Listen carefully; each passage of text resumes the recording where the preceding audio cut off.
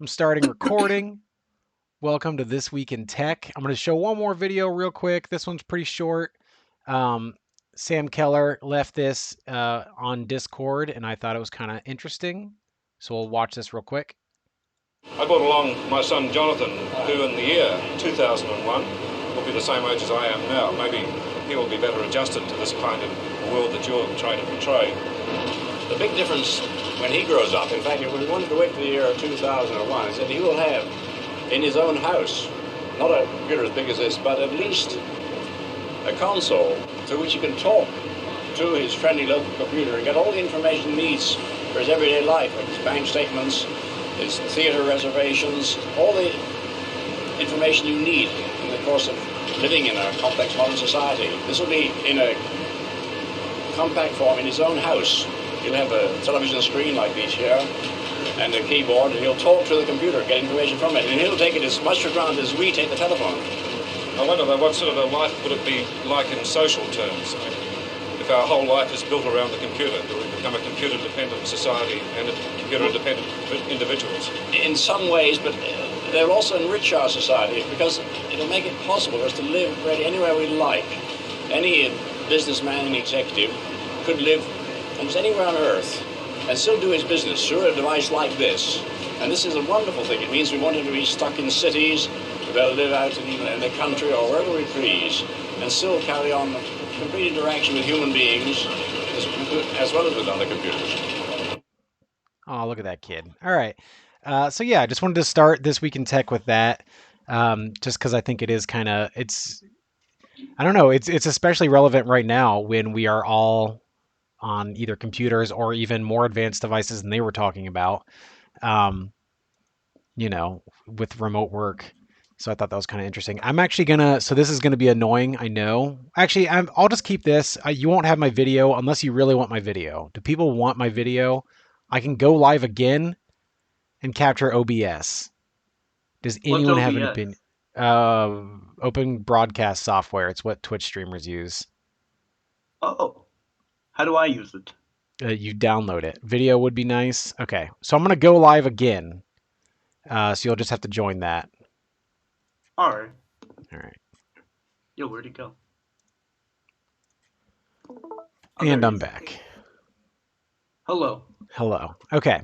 So yeah, I just thought that was kind of interesting. This is 1974. So I mean, that wasn't that long ago. Most of your parents were at least born during that time. Not all of Can I them, ask my probably, mom real but quick? what? Can I ask my mom if she was born? You can do that afterward. All right. So yeah, thanks Sam for kind of showing that video. I thought that was kind of interesting. So thanks, man. All right, let's do this. Zoom. They've released their 5.0 update with security and privacy improvements. So everyone, the spotlight's on Zoom right now, and they do seem to be moving in the right direction as far as security goes. I know a lot of people in their discussion questions, um, they're like written discussion questions for This Week in Tech, kind of use this as a story. By the way, if you guys, even if you're here live, go and check out those discussions. Some people came up with some really cool research. It's better security. I mean, they really are. They're on the way, but I will say most of this seems to be more, instead of having the default be less secure, it just makes the default settings more secure. So there's like waiting rooms. There's quality of life improvements for security, so that like if someone were to join that weren't supposed to and they were showing stuff that they shouldn't be, um, it's easier to block those people and access security settings. So some of it's just UI changes. I know that there are some really big security issues that they have run across, like not just people joining a session and showing inappropriate content, but people that are actually getting user data, like your user data. And I think education licenses, that version of the program is a little bit more secure, but people being able to access your data and use it for nefarious purposes, not just your Zoom account, like your own actual like computer or like passwords, that sort of thing. So they're working on that. This update seems to be more just quality of life improvements for security. but they're working on it. I don't know. Clearly, it wasn't their priority before, and it very quickly has become that way. And it does seem like they're doing what they can, but it's still early. Anyway, let's move on. We're going to talk about the mid-range, the battle for the middle, mid-range cell phones. A lot of new stories are coming out about these. There's a big one coming up real soon. Real soon. We'll do that one after. Okay. So first is Samsung's Galaxy S10 Lite. We're just going to really quickly go over this one because it's 650. That used to be flagship numbers. Yeah, I know. That used to be the expensive cell phone. For one, it's called the S10 Lite, which is weird because it looks like an S20 and it uses a lot of the same framework as the S20. I don't know why. Flagship phones are like uh, the powerhouse for every brand. So like the S20 is the flagship for S20 old was it Ultra? I can't remember. They all have different naming conventions. S20 Ultra, um, the iPhone 11 Pro Max, but really it's just that whole family of iPhone 11s. Pixel 4, those sorts of things. LG has a new one, the Velvet, I think. But this is more mid-range. Although Samsung comes out with, hold on, I saw this number and I was blown away. I don't know. It's like 38 new cell phones every year ish. So they have a bunch of cell phones that you never hear about. Um, but it's mid-range, but it's more expensive than mid-range, and it's there. So that's a thing. Pixel 4a. There's leaks. They haven't officially announced it yet. Um, Pretty good. Actually, probably a pretty solid, almost an upgrade on Pixel 4. You'll see, like Pixel 4 had the. There we go. We get some faces in chat. Thanks, guys. Pixel 4 had the bezels, the big bezels. This one actually seems to improve on that. It only has one camera in the back. Yeah, this is the Pixel 4 with the bezels. It's an entirely new phone.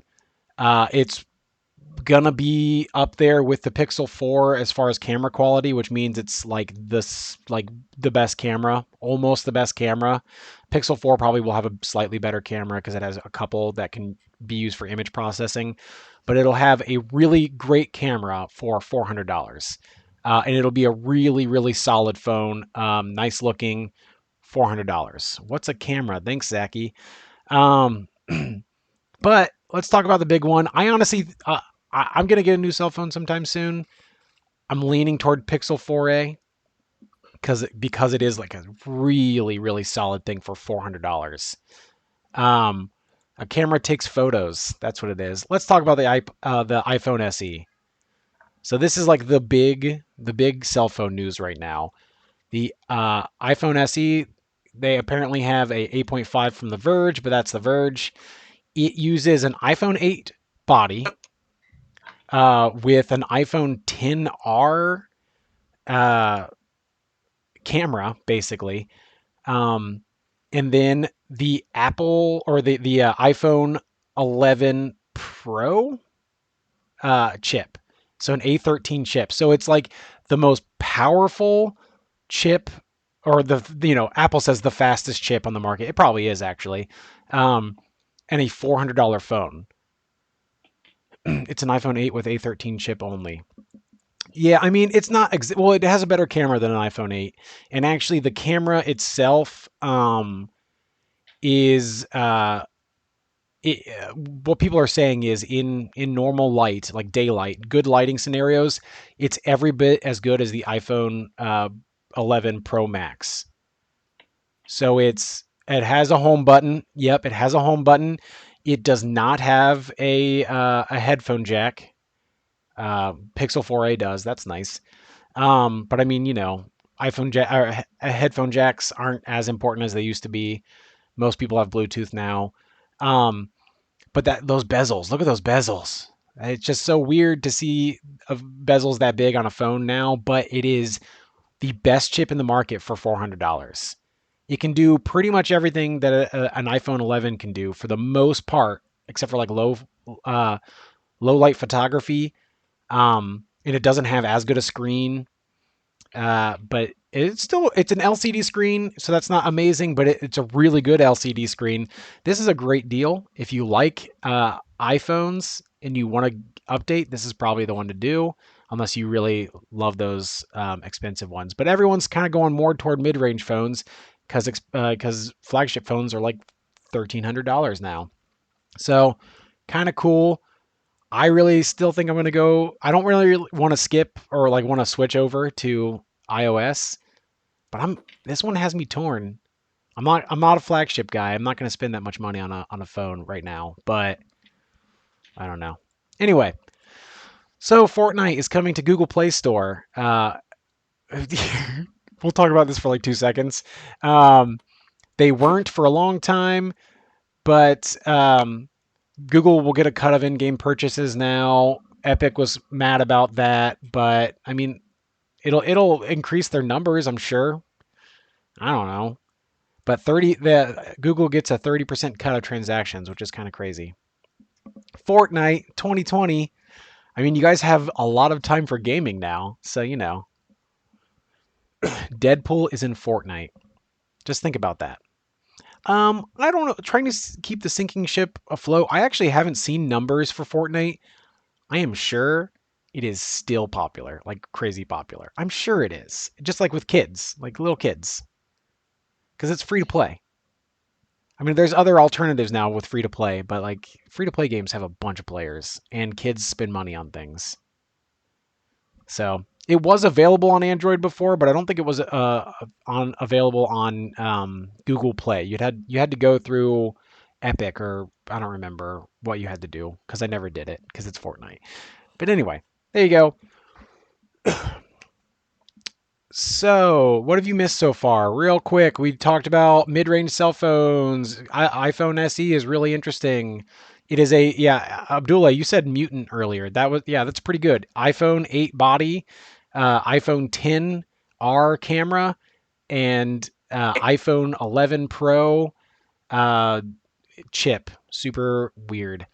Samsung's whatever, Zoom security update, those things. All right. So let's talk about Riot. Yeah, it was a special app. That's what I thought. You had to get an app and then you had to install Fortnite through it, and that way Google didn't. But I think Google said that it was against like terms of policy. I didn't read through the whole article because I'm like, it's Fortnite. Anyway, we talked about the kernel level access that Riot had last week, and here's their response to that. Is that in order to they deeply care about player trust and privacy. That's what they say here. No, actually, I kind of think it's a decent solution. I don't know if it's gonna convince everybody, but what they're doing is they already have a bug bounty program, but they're expanding it, which basically means that hey, if you find a bug, if you find an exploit or a vulnerability, we will pay you up to $100,000. $100,000 means that you've high quality reports that demonstrate practical exploits leveraging the Vanguard kernel driver. So like really leveraging it to get access to change a kernel level access. They'll give less money for like less intense vulnerabilities, but like it's an incentive for people who would normally use this to gain user data or infect systems. Instead of doing that, which is illegal, you could get in a lot of trouble for it. You might not even make a lot of money off of it if you care about that. You can make money off of it, and it's actually like a pretty decent stack of cash legally. So it's not only just like improving their security, it's also incentivizing people who would normally. I don't know if Riot cares about players or not. I've never played a Riot game, but that's something they're doing. I thought that was kind of an interesting take on that. They're earning player trust. That's what they're saying. They're expanding the paid out. They've paid $2 million in their bounty program that started in 2016, but now they're just making it way crazier. Yeah, I've heard a lot of things about their employees. I'll be honest with you. A lot of people, they make League of Legends, Amr. And now they've made a new free to play shooter called Vanguard. that was in closed beta last week. Might as well just rob a bank. I mean, well, a lot of people do illegal things for money, especially online. But now they're trying to make this like, hey, you can, if you find an exploit, it's not illegal. It's if you take advantage of that exploit. So let us know, and so that we can fix it. Yeah, Vanguard is like CS:GO. It's more CS:GO, but it looks like Overwatch. But anyway, there you go. If you if you want to earn some cash and you know enough about this, you could probably try this. Might as well just rob a bank. I was quoting, just so everyone knows, that quote I was just reading. You're less likely to get arrested for stealing someone's credit card online than robbing a bank, though. Yeah, that's true. I mean, I'm not incentivizing that at all or saying that's a good thing to do, but robbing a bank, there's a lot of securities in place, a lot more, and a lot of people's information gets stolen online all the time, and nothing ever happens. So I'm not saying nothing ever happens, but a lot of people do get away with it. All right. Anyway, let's move on. That's happening. I don't know anything else about Riot, but they're trying.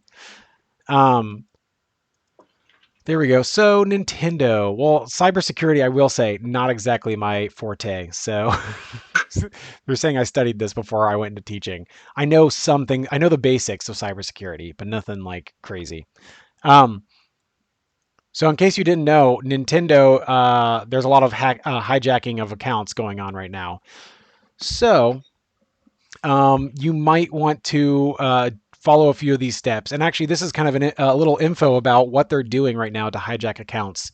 Um, a lot of it's just normal. If you have an account, make sure it's secure. Change your password every once in a while. Don't make it the same password as every other account you have. But apparently, this Nintendo issue has another layer to it. So if you made a Nintendo account before the Switch, so like 3DS or Wii U, it used to be called Nintendo Network ID, and now it's like your Nintendo account. And what you could do, I did this. I linked my Nintendo Network ID to my new Nintendo account. The problem with that is that the Nintendo Network ID had way less security measures attached to it, and it also didn't really incentivize strong passwords, and it's linked to your new account. So uh, even if you secure your new account with a good password, people can get into your old Nintendo Network ID, and there's a vulnerability there because they're linked. So what Nintendo is saying, actually they really haven't said much, but what you really should do if you have a Nintendo account, especially if you had a Nintendo Network ID, I mean really just any way, you should do this. Two-factor authenticate your account. Go to Nintendo's website and set up two-factor authentication. Theirs uses Google Authenticator. I did it today. So, because I apparently had never authorized it before. So do that. It will clear up a lot of those vulnerabilities. If you're really worried about this kind of stuff, you can unlink your Nintendo Network ID from your Switch account, but then you can't access like your older games on Wii U and 3DS the same way, or there's not as much. There might be some issues caused because of that. So there you go. Do that if you haven't. If you have any sort of Nintendo account, make sure to set up two-factor authentication because there's like a lot of attacks going on right now.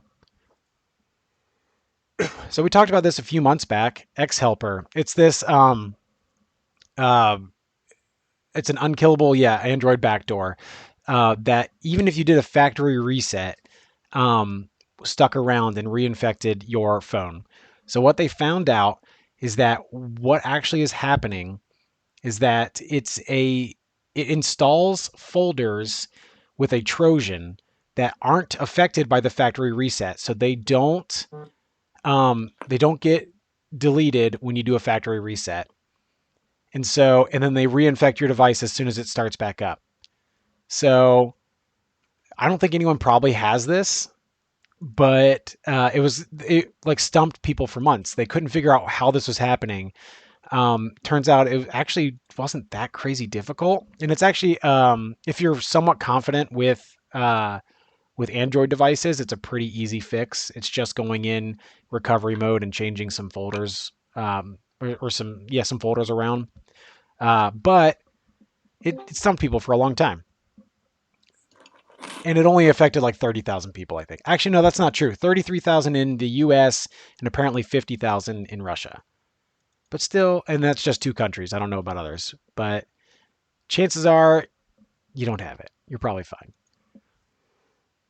All right, so we talked a little bit last week about the divide of like the educational divide being worse now that we're all in remote learning.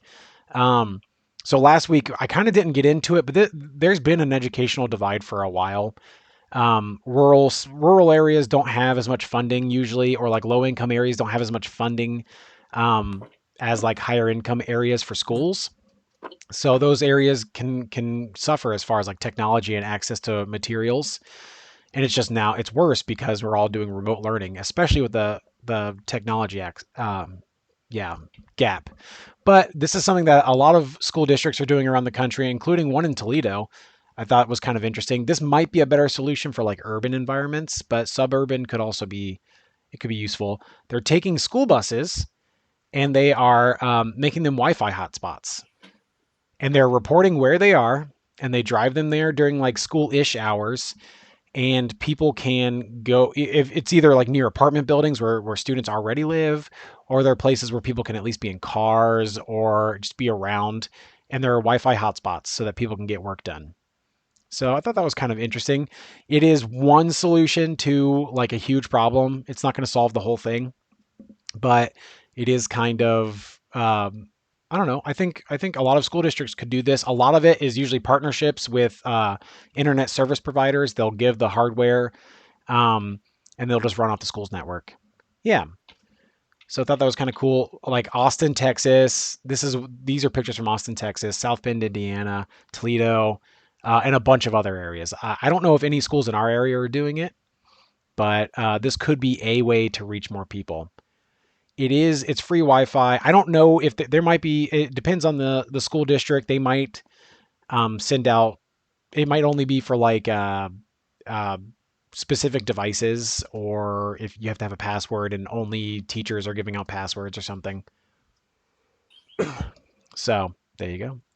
Nothing's free. I mean, it's free to you, and it's probably not taxpayers paying. It's probably out of the ISP's pocket or out of the school's pocket. The school is using their resources to move the buses around, but we already like bus drivers are on a contract just like I am. Even if they can't work right now, their contract is ensuring that they're getting paid. So like this is a way to use those bus drivers, and I'm sure there's a budget for bus maintenance and usage. They can use that so that it's actually being used. Um, and then ISPs are probably just they're loaning the hardware out, so it's something they get back. It probably isn't going to come out of tax dollars or anything. Anyway, so we talked last week about the Google and Apple contact tracing tech. Apparently, a bunch of phones don't have the necessary tech behind them to actually do this. It requires Bluetooth, which, by the way, we didn't really talk about it too much last week, but Bluetooth, there's vulnerabilities with that. Even if their actual structure is pretty private between Apple and Google, doesn't necessarily mean that there aren't vulnerabilities in the system. But apparently a lot of phones, I mean, either don't have Bluetooth or they're using older chips that can't run this software correctly. So once again, I kind of mentioned it last week. This is a potential tool, but it's not like the solution at all. I don't know if there is the solution at this point, but this is something that people can do. Hopefully, people don't DDoS the Wi-Fi networks. I mean, there's protections in place, and hopefully there's scalability involved, but that would be very not cool. Anyway, and I also wanted to say that France was pushing to create their own app that was required. That's similar to this. They're pushing back against Apple and Google. It's required, and it doesn't have the privacy constraints that Apple and Google have. So it's not great. You may have already done that. Uh-huh. I don't believe you. All right, so I wanted to talk about this. There's only one thing on here that's tech related, and that's what we'll actually spend some time on. But I read an article about like misinformation being spread. So let's just go quickly through that. No, you didn't have this before January 2020. If people feel like they had it, there's almost every single expert in the field is like, no, it was in China at that point, and almost like it didn't get to the U.S. before January. Not man-made.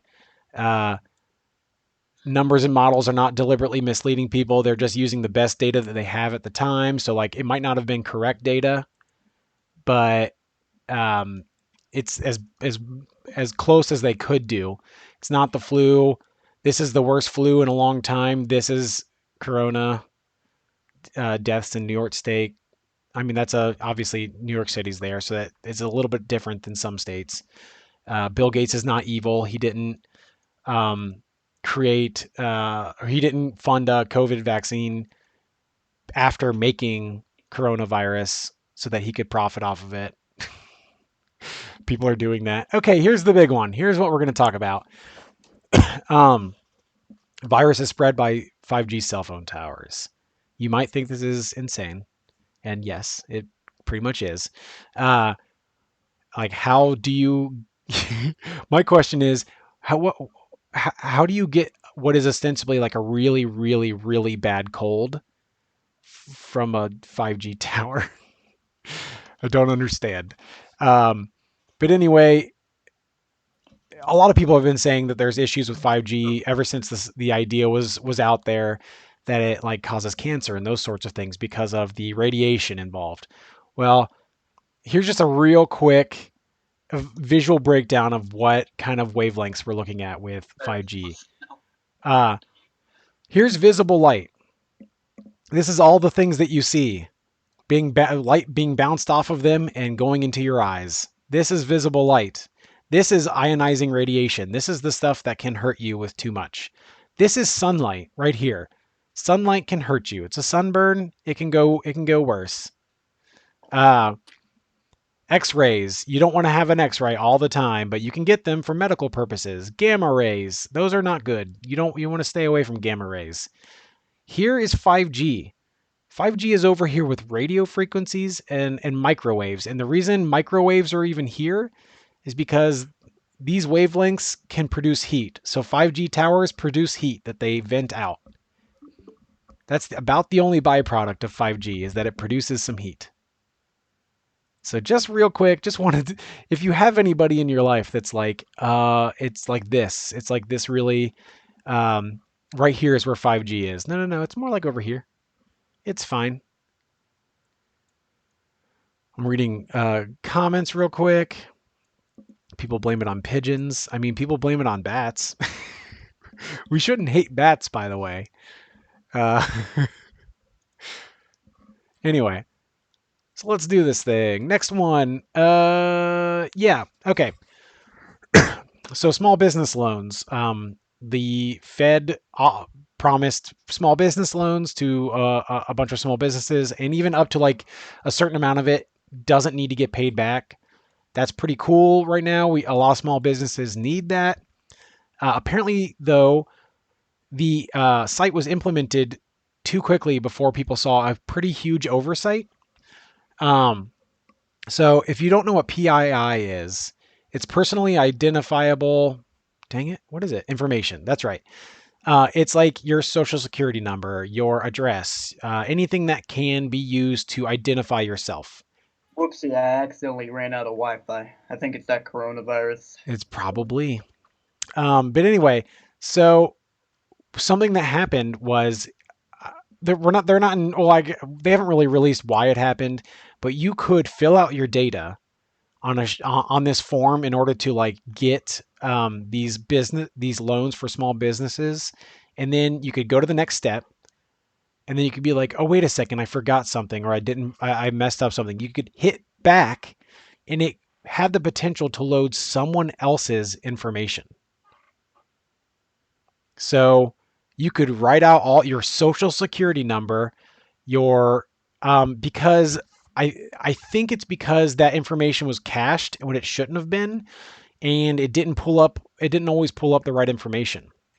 So this vulnerability has been fixed, or at least they've taken down that section, so that it can't be accessed anymore. But people were hitting back and then having access to other people's social security numbers or their information, like even like bank information was a possibility. So that's pretty scary because that's a lot of stuff. That's a lot of really important stuff in one spot that people could access really easily. So, that was kind of a big oversight. That's why, I mean, obviously we need to take quick action during this time, but we also need to make sure that we're taking the right actions because sometimes something like this is really bad. These businesses need these loans to keep functioning, and if someone has access to their information, then all that money that they do have could be gone. So, it's time to take deliberate actions and like take a breath before we impose them. Last page, Jairo, go click. Yup. All right. So here's another thing. This is more. This is timely, obviously, but I just wanted to get into this a little bit.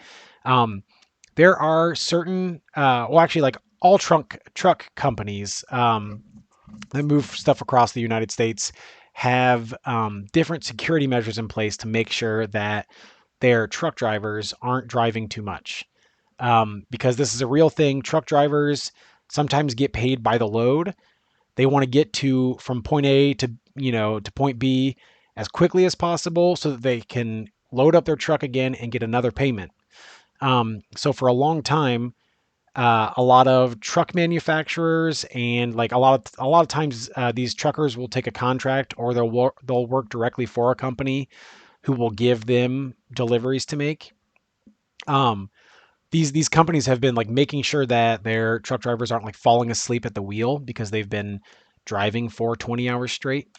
So one of these softwares is actually like a little camera in the dash that's tracking eye movement so that one, you're paying attention to the road and not at your phone or something else, and two, you're not dozing off. And it'll actually affect the truck. Like the truck can turn off or like warn you that like, hey, we're gonna, the truck will turn off and you'll have to pull off to the side of the road if you don't pay attention to the road. But of course, these weren't working with masks. And now that most truck drivers are being told to wear a mask whenever they're driving, this needed to be a pretty quick solution. So they've actually been able to update this software to where it can still eye track and recognize faces even with masks on. So just thought that was kind of interesting. And I also thought it was an interesting way to look into this world of truck driving because I feel like most people probably don't see that. But that is a huge thing. Like for years now, they've had like GPS on trucks to make sure that they can't go more than a certain amount of miles in a certain amount of time. A lot of those sort of safety measures. It's more to cover the butts of like the people that are contracting out these truck drivers than anything else, or even the truck manufacturers. Like we have these safety measures in place so that no one can blame us if there is a truck accident, because trucks are big and truck accidents can be really nasty. But yeah, that is actually, yeah, we're going to crash. That is actually all that I have for this week in tech this week. I wanted to make it relatively short, and I did ish. It's been 40 minutes. So I'm going to stop recording here. Make sure that I'm going to stop recording.